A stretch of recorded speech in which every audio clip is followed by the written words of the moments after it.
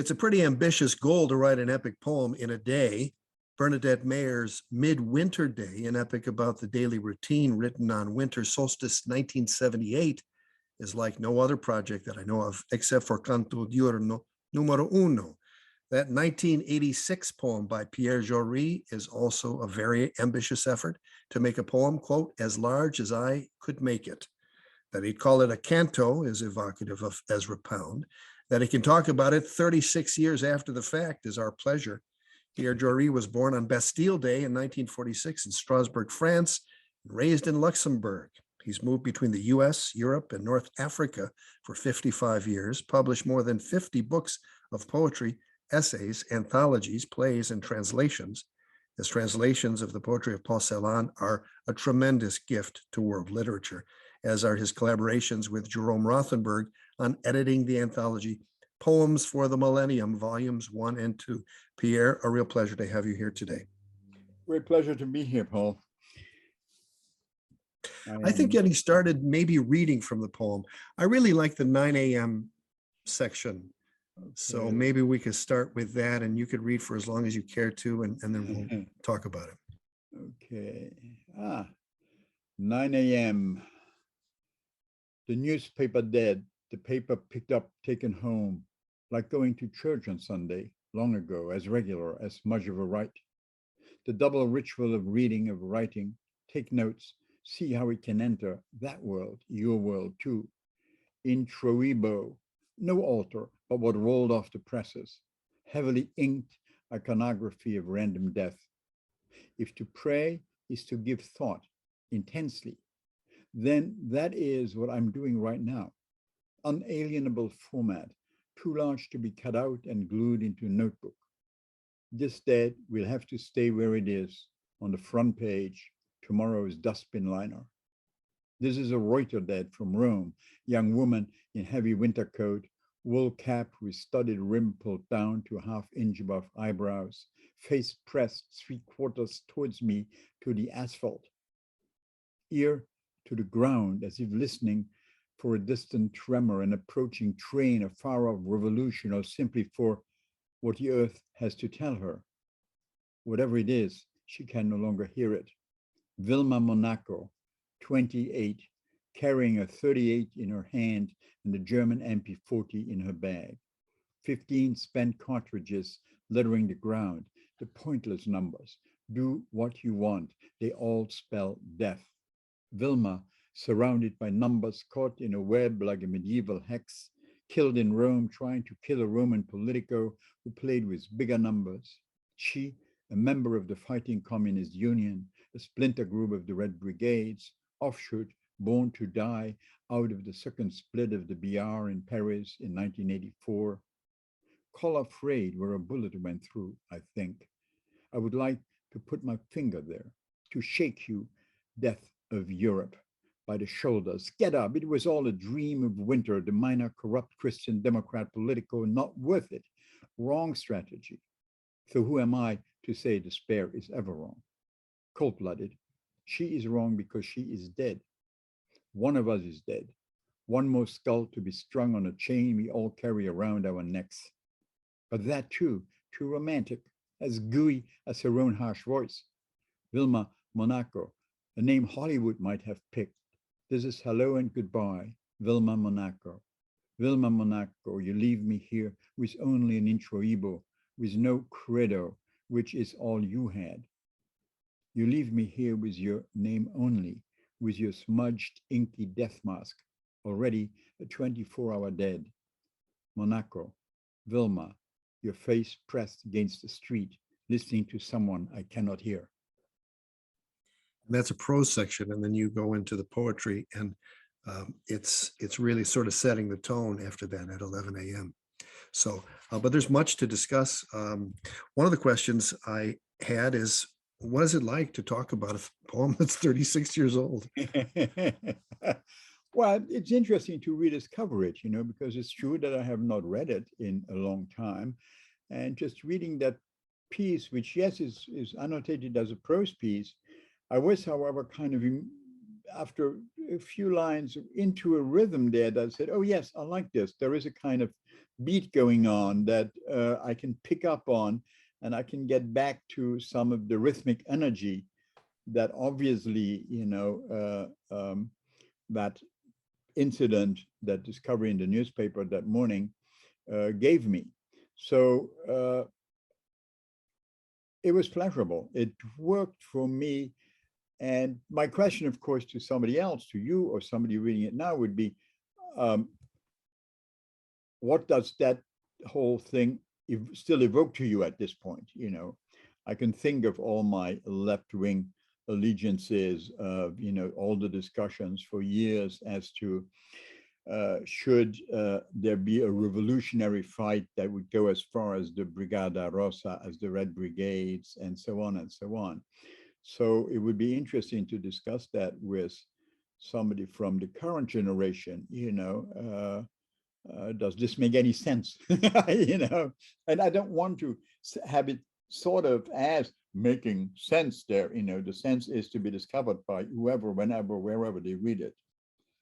Well, who is it that said poetry is news that stays news? Hello. And speaking of that, tell us about how it was the death of Ezra Pound. That was the first spark of inspiration that became the poem, although he died, 12 years or so, or maybe 14 years. Yeah. I have a poem from the year of his death in another London address, and that it's funny because the desk just came to me and where I wrote it, and the morning I wrote it. And it was, I speak to that fact that Pound has just left us, and that this may block writing for a while, in some strange way. I said, well, I don't know if I can go on writing. Pound was, of course, very, essential for anybody from my generation in terms of trying to think through what a poem could be beyond our classic lyrical little one-pager, that fits on a quarter page in the New Yorker, if you want to go that way. I don't, or that fits into one of our 75-page creative writing press books, and already back then, from relatively early on, I was interested. I wanted to find ways of breaking down those forms in order to find some kind of open form into which all kind of materials could come. And one way that I thought of doing it, and that kind of, I think, goes to the idea of the Canto Diurno directly, was rather than have a traditional formal structure, meaning a line structure like the sonnet, so that many lines, or that even that many pages if you want a longer thing, but that has that kind of coherence, was to switch from that, if you want, spatial thing to a temporal thing. Why not use a fixed time inside of which to write whatever comes in? And the day seemed the right thing for me. One, because I'm somebody who I'm a morning person, so my tendency is to get up at 5, have breakfast, and sit at my desk at 5:30, and then maybe work 6 hours or 5 minutes. I don't know, whatever happens.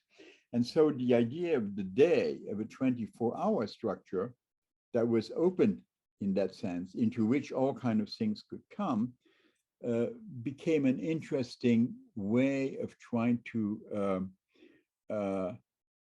structure some kind of, some writings.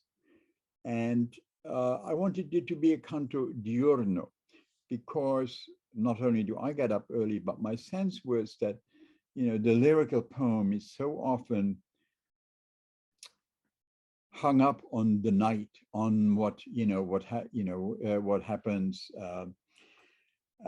and I wanted the light of day to be part of that daily work. The poem also simply as what you do during your daytime, not in you know, a last moment late in the evening before you fall asleep or whatever, you know. Whatever romantic notion that, that we have to abandon, right? Tell us about the epigraph. Huh. Well, Maurice Blanchot. I repeat for Bataille that question, why community? The answer is given rather clearly. At the basis of each being, there exists a principle of insufficience, of incompleteness, really, of, you know, insufficiency. That was Blanchot. I think in '86, I was translating the Blanchot book that Station Hill Press published. Yeah, they published that, I think, in '87. So I was very much into reading Blanchot. And again, that notion there, I think it was very consciously put there in the sense that community is very much part of that whole sense of those cantos of rather than that individual romantic poet, you know, by himself, you know, who has of course been abandoned by his lover, you know, which gets him you know, all that stuff, you know. That notion of community was central to what can we do today. Remember, this is the '80s, you know, I come up in the '60s, come to America and then live in England, and the idea of the '60s has by now very much dispersed. But community, be that hippie communes with Gary Snyder in Kitsikittle, you know, or whatever, were part of that lore or that you know, that thinking of my generation. But then being back into some extent in Europe, and you know, being kind of in between my continents, you know, however stuck on my continental drift, communauté, and the way that Blanchot and Georges Bataille and a number of people thought about it seemed a very interesting way of dealing with multiplicity. The next book, by the way, that book of interviews that is coming out in the fall is called Always the Many, Never the One. Conversations in between places and so on. And, you know, that is something that has been with me very strongly as what can a community be and how to think community. Echoes again of Olson's Polis. Hmm? Echoes again of Charles Olson's Polis. That's right. That's right. His Polis. And by the way, this morning, the first thing I saw when I checked Facebook, somebody just put that movie, City is Polis, you know, by Henry Fellini. By Henry Fellini up. So if you go there today, you have it, it's there, and you can watch the whole movie, and it's great, you know. Yes, it is that whole, all those notions that come through. Polis is this. Mm-hmm. Yeah. Many hunks. You have to each segment, you have to hit on it, but it's well worth checking out. In Canto Diurno, number 1, you timed the different sections of the poem. This gives us some sense of how you wrote, but you know, for a morning person, you're up at 12:45 a.m. writing. So of course, that's 36 years ago. So we all had more energy back then. But oh yeah, no, that's true. But I must have gone to sleep about 1 o'clock. Oh, no, 3. Good Lord, I hadn't even looked. Yeah, 2 o'clock, and then up at 7. So 2 to 7, that's 5 hours. That was my regular sleeping habit. I see. Wow. So what was your goal for the poem besides thinking big? Did you have any sense of that, or was it wide open 24 hours and see what happens? It was wide open 24 hours. See what happens. What can I do? You know, and not even pushing myself to sit at the desk all the time. You know, I have used this kind of notebooks way back, but remember there used to be these black ones that we had in the 60s and 70s. But that is always the daily writing, goes into those. And so those poems came about that way, with fountain pen. I like ink pens. I like writing, into that kind of notebook. And so doing that with dating every entry was kind of a very simple and easy way, diaristically, if you want. But there was clearly, as I was beginning to do it, all of a sudden a sense, I can't remember exactly when, oh, here we are. This is a process that I have been wanting to explore. And let's see what it is after the 24 hours are over, without for building or anything, letting the process take care of it, go in there. It's fascinating. I'm wondering where those journals are. They're in an archive somewhere, I'm guessing. Yes, I think they are now. I'm guessing too, because I'm very bad with that stuff. My archives, which I managed to sell when my son decided to go to Bard College, and I thought I needed a bit more moolah to help him. So he managed perfectly well.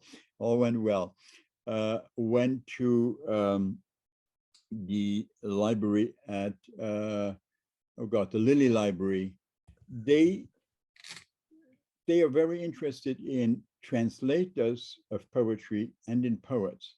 So they have, for example, Sid Corman's archive, a lot of Eshelman's archives. And so I thought that, given that translation is one of my sidelines, that would also be a good Bloomington. I was just going to say, I found it on there. So yet another reason to visit Indiana. Right. I want to know how, if at all, how the poem helped you better articulate what you've come to call nomad poetics, and how you would describe that stance toward poem making. Well, I think it is an instance thereof. The traditional lyric poem is kind of a wham, a momentary insight, slightly expanded by images, but it is that contained, filled thing with a title, and a fully described little object, This to me feels already felt nomadic in the very writing of it. It is something that takes place over time. I go out, I buy the paper, Wilma Monaco comes into my life, and then I move on to lunch, to afternoon reading, to, something else. So it's those traces of here, the traces through the time of one 24-hour sequence that, would indicate the nomadicity. And it means the poem cannot come, and you must know that as you read it, any section, the poem itself cannot come to some conclusion that would sum it all up, that would round it up, that would go, the structure of the 24 hours is, if you want, semi-fixed, because at the end of the 24 hours, you're tired, you're going to sleep, but you're going to go on the next day, right? So you're going to have another move going. The classical nomad Arab poem as a qasida starts, oddly enough, with the past. That is, the poet halts his or her horse or camel at last year's campsite, comes across it and sees, the fire that died a year ago when he left, and says, oh my God, here I was with her, with him last year. And that's called the atlal. It is kind of the little thing that awakens the desire to write and to make a poem, and then comes the traditional poem, which has its own strange structure of additional adding lines and descriptions of this animals, of that hero, of this and this, right?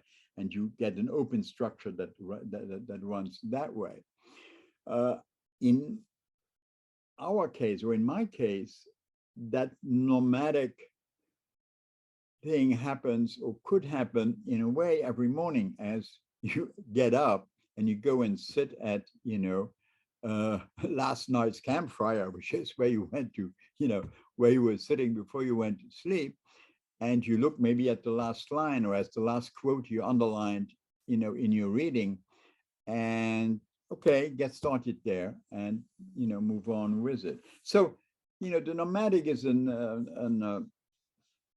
for me, the essential thing is the open-endedness of the nomadic. The fact that we don't come to a conclusion, it's not a fixed. Yeah, open. Yeah. You also say in Nomad Poetics, your book of essays, that a nomadic poetics needs mindfulness. And as you read in the section at 9 a.m., you likened writing to prayer. I think of, when I think mindfulness, I think Zen practice. I mean, similarities to prayer. Would you elaborate on how you use that word mindfulness and how it applies in this poem? Well, mindfulness, I think, is really the attention you can give, and you're supposed to give something. In that sense, I would even associate it with, at one level, with Robert Duncan's lovely way of calling, responsibility, the ability to respond, the ability, to be mindful of what is coming to you, what is happening to you. So there is that again, there is a doubleness, a multiplicity in it. It's not you, it's the world and you coming in. The other way that you associate it there, in a way, or with prayer, yesterday when I was introducing Paul Celan's poetry for this big music festival, really, at the Jewish Museum in Manhattan, I quote Celan, who, has kept his distance from the religious very much, and says, yes, you can associate poetry with prayer if you want in some way, but hey, more important to reflect on the fact, and Kafka did that, and he said, yes, but writing comes first. You cannot do it with hands folded. You had to be out there and do it. And I mean, I'm using that quote in, I can't remember, in, I think, Poesis, the volume of selected that Wesleyan published, as the quote out there. And that is very much, my sense of this also. Yeah, that quote does sound familiar. I came across it in my research for this interview. Also in that 9 a.m. passage, you mentioned it, you talk about the death of Europe. If it was not dead then, Vladimir Putin probably has killed it off. But I'm thinking of the time, 1986, it was not long after that we had the fall of the Berlin Wall, that we had talk about the peace dividend. Remember that? Can you talk about how you think at the time you meant the death of Europe, and is it really dead now, or how would you relate it to current events? Yeah, I think it had quite started. To me, and as you see, the French people I'm reading there, I'm quoting, Bataille and so on. And I was, of course, reading a lot of theory at that time, in London, or then in 87, I moved back to the US, right? So this is just the year before. The death of Europe to me is really more even the death of Western civilization, those inside of those limits of a Descartian pseudo-rationality, all of those elements that in a way in this country, and I mentioned earlier the 60s and all this, and your interest in Zen in different areas, the opening up towards those things was, I think, important as a possibility for what is the most outlying part of Western Civ, which is America, with the United States. Some might say Big Sur, California, where Robinson Jeffers was, right? Well, listen, in '67, my first crossing after 1 year one semester at Bard College, I drove with Stephen Kessler across the country for the first time, my Kerouacian dream, right? And we went to LA, and I flew on to Hawaii for Christmas, '67, to see a friend, an American I met in Paris, and who's marrying his Swedish girlfriend. And I was to be the best man. And so I sat, and I had his parents' garden house, just a little Japanese house, on Diamond Head. And I sat there for 3 weeks and really thinking, am I going back to Bard College and the East Coast and what I really wanted, American poetry and jazz? Or how about going from here to Kyoto? Sid Corman is there. Gary Snyder is there. And I was reading, a lot of Snyder and so on at that time. Then I said, no, I'm not done with my own, origins and extensions, and flew back via San Francisco, which you can imagine in the, the first week of 1968 was quite a scene. That's, but there was that in a way, that desire to move and to see and to investigate these various other possibilities, because it did seem to me, and it was clear as an European kid, if you want, that there was something deeply and permanently wrong with that attitude. Even if I grew up just after the war and everybody was optimistic, and everything was going to be much better from now on, democracy was going to work. We knew now that we wouldn't, and the deaths of Europe, very visible now, and not only in Europe, as you just pointed out, where the profound fascistic right wing, from Putin all the way to Marine Le Pen, and to the English too. And, yesterday, I think Andalusia became right-wing again, the most right-wing fascistoid party run by a woman who's a great friend of Marine Le Pen's, took over certain local things again. So, all of that is happening. Just as in this country, the Republican Party has simply become a fascist party. There's no two ways around this. That's what it is. So the death of Europe is unhappily a very prolonged agony, and it may bring a lot of us, down with it. That the slow death of 1,000 bullet holes to the neck, to paraphrase a section of the poem. Yeah. There's a line in the 11 a.m. segment about shaking off the fathers. And of course, we've talked about Ezra Pound, Robert Duncan has come up, Charles Olson. Can you elaborate on that, shaking off the fathers? What do you mean by that? And have you been successful in shaking them off?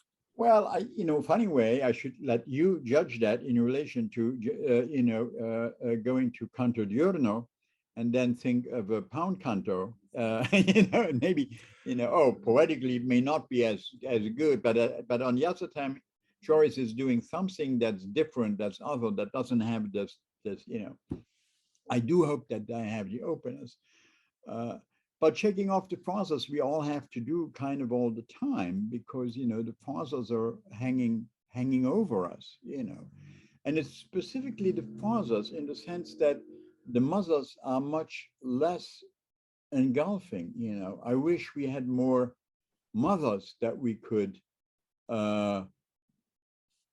rely on, be in the community with, because it seems to me that it is those very constricted fathers in that European tradition, that goes, all the way from, the Greek heroes to Putin. all those male things. I wrote a piece recently when I got an award in Luxembourg, and that started out talking about a dream. I woke up from a dream, and in that dream there was Ithaca was mentioned, and I knew immediately it was not Ithaca, New York. Also, having lived in Albany, I was close to Ithaca and know it well, but it was the old Ithaca. And so I said, oh my God, no, have I again sort of myself as some kind of Ulysses going home to Ithaca? Because the Odyssey to me is, this over male story.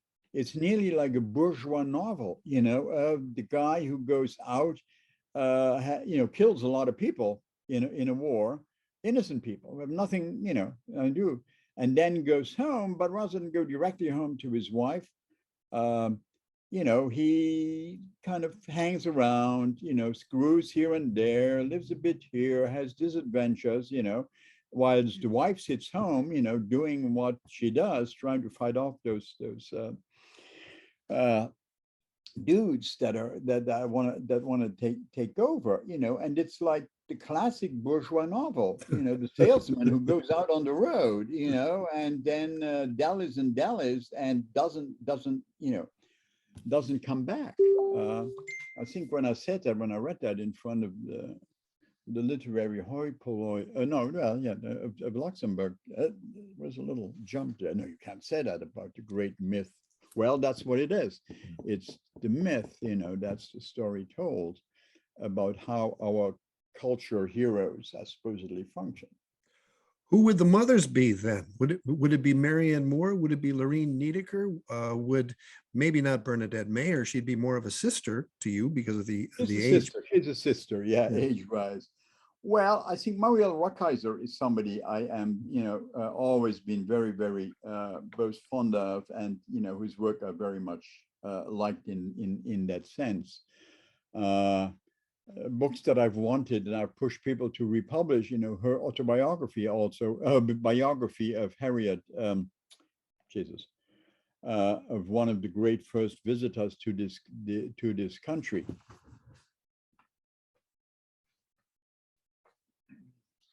The Traces of Thomas Harriot. I don't know if you know that book at all. This is an old English edition. And that to me is one of the very splendid books. I have an old Victor Golan's edition of this. She is certainly, would be somebody immensely important. But it is true that a couple of years ago, I did a book, I don't know if you've seen that, interviews with Adonis, the great Syrian poet, maybe the greatest Arab poet, writing, poetry in Arabic right now. And we are friends from years ago, and we were sitting around one day and said, well, what Arab poetry, the Arab poets now don't really know very much what's happening in America, and he knows French. He lives in Paris most of the time in exile, so French is his other language, not English. What, and I said, oh, maybe I should put together a little anthology of American poetry right now and we get it translated into Arabic. And he said, oh, that's a great idea. Didn't get to the full book, but when I sat down and put together, I had 30 women poets of the previous and mine and slightly younger generation. And I thought the idea of doing an American poetry anthology of only women into Arabic was kind of a great, and Adonis laughed. We had a great laugh, about it. There are people that, they have sisters like Bernadette or Alice Nutley, or Anne Waldman, and actually Nicole Perafid, my companion, my wife, and I just finished translating a selection of Waldman's poetry that's coming out in a series that Habib Tongour does in Algeria. So, still moving those things around. There is a lot of amazing work, and I'm talking about 3 or 4 there, but you can go to Lynn Haginian, you can go to also women writers in other areas of contemporary American poetry. Joanne Kiger, Diane de Prima. Yes, I'm actually been looking for where Bobby Louise Hawkins' archives are, which I don't know, but it would seem to me that that effort that you just spoke of, and your eloquent speaking of Muriel Rukeyser, who's another person who I had it crossed my mind to mention to you, it would seem to me that this would be your effort at helping to take down that patriarchal order that you talked about with the Odyssey being the myth.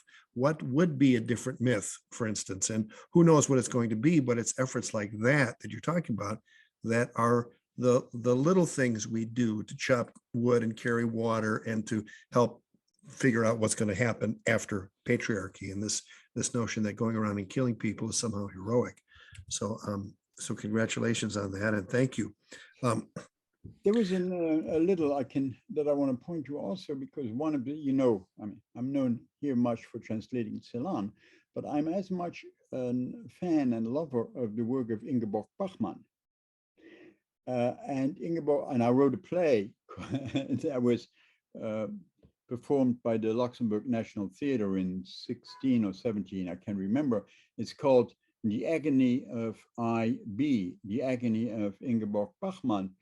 And Bachmann went into a coma because she fell asleep with a cigarette, but she was also doped up on downers. This is like in the 70s, this is those moments. And nobody, talked about it. So she was in a long coma before passing. And in my play, she's visited in the coma by the three major people in her life. The second one of which is the gay composer who she really wanted to marry, but they couldn't because of that. And they're supposed to write an opera on Orpheus and Eurydice, and she is saying, we have to change this. In my opera, when Eurydice comes up, it's not she who dies. It's the guy who dies because he cannot acknowledge the fact that the serpent and I were together, and then she just steps over him into the living world, and the composer says, no, that's not possible. You can't change the myth of old. And, Bachmann says, but myths are just stories that the mouse tells. So that is what you have to do. You have to bring them up to date. You have to change them, So, yeah. Also in the news section, you suggest that poetry is a concordance of thought and language. There are allusions to William Carlos Williams in the poem, The Descent Beckons, etc. But he also wrote to figure out what he thought. So can you elaborate on the notion articulated here that the poem is a concordance of thought and language? If it is a concordance, I'm not absolutely sure, because it can also diverge. Concordance is the possible successful meeting at one given moment, where you get a wow, and then it goes elsewhere and it looks again, it invents ways of moving forward again that may not be necessarily successful at every moment, but that show the process of the thinking, and what we think with is language. There are no two ways about this. And that means that we are continuously moving in between, and that we have to be conscious, and that's the poet's job, to be conscious of language, what language does to us and what we do to language. So this happens kind of continuously. And for me, that was important to discover it. And it was unavoidable, discovering it early on when I decided to write in a language that was not the mother tongue. Because we are always led to believe that the one language in which you can express yourself in which you live is the language you learned on your mother's knees. That is the truth. That is how this happened. Even Celan said something to that point, and happily I discovered that only 10 years after I started working on him and writing in English. I may have lost faith, but therefore writing in what is really my fourth language made me from the beginning on very conscious that I had to be aware of this. And the person who in a way helped a lot, when I got here, I started to write in English in Paris, but I was still writing a kind of high school British English and imitation beat, because I live in Shakespeare and Company, so I'd read the beats and so on, And then when at Bard, when I asked the poet who was the major poet there, who's still there, is Robert Kelly. And I asked Robert, see, this is my dilemma. This is what I'm doing. I want to write in American English. I'm still with this English. What is the best way to get to the core of that language? And he didn't point immediately to writers. Also, Pound and Olson and company would come in the next half hour. But what he said is, listen to baseball commentators. That is the most active use and interesting use of the American language happening right now live. And so you have that oral tradition. And it's true. I began doing this and I've been a Mets fan ever since. So there is that fascination with language, of the way it was spoken and used and the richness of it, And then comes the writing. And the next people he sent me to is Olson and the Black Mountain people. So does that make a sense? It makes total sense. The baseball thing, of course, I'm happy to report the White Sox shut out the Angels today, 3-0, and so are beginning to get off the schneid at the beginning of the year. But there was an announcer who has passed away. He was the White Sox play-by-play radio guy, Ed Farmer, and man, parataxis was his thing. He would say, that's the third hit they have today, Kansas City has, or something like that would be the way he'd word sentences. And it kind of drove me crazy a little bit, but that was his thing. And that was the way his mind worked. And there was a certain beauty in that. And of course, we shoot for parataxis quite often in the poem. So very interesting. I'm wondering, there seems to be a gap between about 3:30 and 6 p.m. in Canto Diurno. So was there a nap? Was there a long dinner? I mean, do you remember? I do not remember. And maybe I was just tired after that noon work on Gustav Sobin's work, and put things away, went out, or did some shopping or something, and didn't feel like putting a grocery list in there in the middle. Right. That didn't seem to fit. Yeah. But yeah, something like that. As Bernadette might, would have done in Midwinter Day. Did that have any effect on your thinking about writing this? I can't remember if that book specifically, which which I knew Bernadette from New York in the very early 70s and so on. When I first met her, but I don't think that book specifically entered this. And that book was in a way such a massive undertaking. And clearly, I am still more involved here with a kind of lyrical mode, that goes down the page faster. There is more of that nomadic going on, whereas in Bernadette's book, it is solid prose, nearly paragraphs. It's a different undertaking. Also, of course, it is related in terms of using that unit, that 24-hour unit. Yeah. I think so. No, I don't remember this was London, living in South London, which was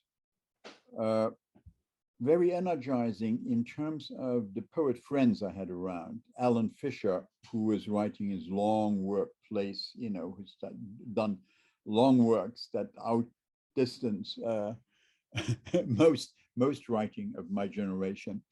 And Eric Mottram, the critic and teacher and poet friend, was living not far away. So there was a certain surround also of South London that, you know, gave me that space in which to both say, think of the French. You know, I go to Paris and bring back the latest Blanchot book or something, and then I could quietly sit in London, you know, read it and work on it, talk about it with Mottram and Fisher and friends. So it's, yeah, I don't remember exactly what I was directly reading, except for what comes into here. Clearly, I was working on Celan. Also, you know, besides reading the French theorists and so on, I was looking a lot at Gustav Sobin's work, you know, who was one of our very, very fine lyrical poets in that sense. And in those days, I meet with Gustav in Paris a couple of times. He would come up from his place where he was in René Char country down in the south of France. But he'd come up to do readings, and we'd sit around, have, you know, eat and talk poetry. So that was more my direction there. How or what kind of an effect did writing this poem in a day have? What on your own poetry practice? Did it change things? Well, one, it made me very happy to have gotten a kind of poem of that size, you know, in because said yes. When I saw that, yes, this coheres while being open-ended. You know, I mean, that again, that question, yeah, I like this. Now, what can I do with this? Oh, I don't want to, however, go on tomorrow and write another, diary poem and write 117 or however many. So I had the idea that I would do a whole book called Canto Diurno with a whole bunch of these, but I did not set myself up to use specific days or whatever. And, you know, other stuff happened. And eventually, years later, in sometime, must be the early 90s. So, you know, I was in Albany already. And I decided to drive out to Lowell, Mass, to go and lay a flower on Kerouac's grave, right?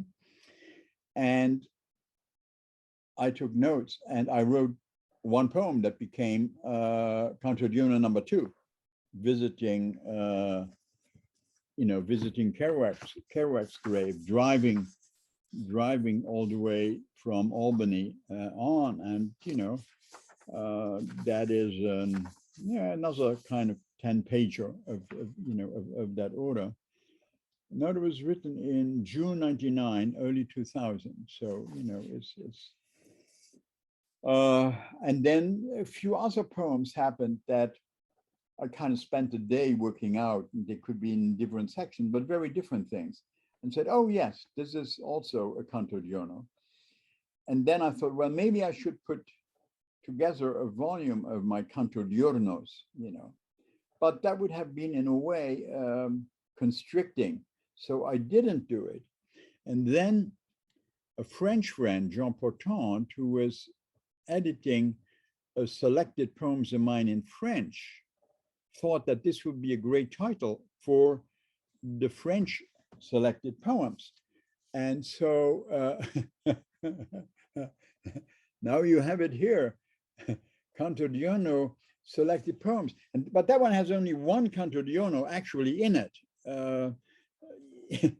So it's a different, again, a different book. But I like that. I like the discoherency and the coherency that goes along with it. You know, it's a little nomadic, isn't it? Yeah.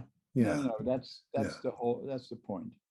Has the vanguard of world poetry moved from the epic to the serial? I would have to say so. Yes, I would agree that is happening. I mean, the epic is, you know, we talked earlier about the Odyssey, you know, and the Iliad clearly, even more visibly, a kind of male warring, heroic adventure story, or, I've been seeing the ads for Norseman, the movie that's coming out, and then we got again a major Viking slayer, coming to do revenge things. Oh my God. Well, maybe it's okay in the movies. Nobody needs to write it any longer, as a poem. Although it says something about our culture, all right? So I don't know. I lost your question now, I think. It was towards the serial. How things are moving towards the serial. Yeah. And then the follow-up question would be who's writing in long form today that you admire and would recommend to people? Oh, I mean, the first person who comes to mind, his 3 volumes just out, sitting here, is Nathaniel Mackey. I'm kind of in the middle of the 2nd volume of that sequence, of that amazing sequence that he keeps going, which is you can discuss what it is in terms of seriality and so on. But yes, that is very much there. All day music, as he says in the introduction to the first of those. He wanted to have his days where they were all about music and poetry, and that's what came out. Something longer than the cantos and written in 34 years less time than Ezra Pound. Yeah, no, that's so. Yeah, no, Nate is, to me, really essential there as someone doing that kind of work. Fair enough. A real joy to connect with you and to have intimate access to your thoughts like this. I am very grateful. I'm grateful for all that you've done for world literature. You're a really amazing human being and poet and artist. And thank you from the bottom of my heart. Thank you, Paul. Great occasion.